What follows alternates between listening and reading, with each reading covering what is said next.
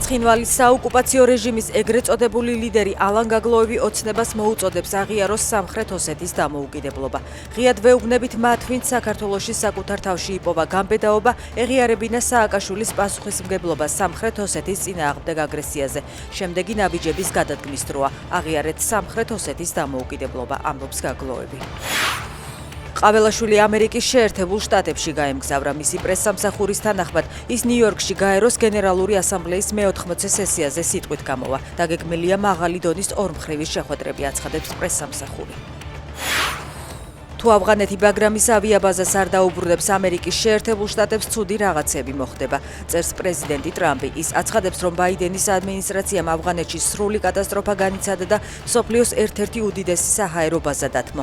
ჩვენ ვცდილობთ ის დავიბრუნოთ. ერთ-ერთი მიზეზი არის ის, რომ ის 1 საათის დისტანციაზეა ჩინეთიდან, რომელიც ბირთვულ იარაღს აწარმოებს, აცხადებს ტრამპი. 20 სექტემბრის ღამეს პოლონეთის საჰაერო სივრცეში ბრიტანული ავიაგამანადგურებლები პატრულირებდნენ. ტაიფუნის ტიპის ორმა თვითმფრინავმა რუსული დრონების შეჭრის საპასუხოდ პირველი ფრენა განახორციელა. ისინი კონინგსბის ავიაბაზიდან აფრინდნენ და შაბათ დილით უსაფრთხოდ დაბრუნდნენ ბაზირების ადგილას.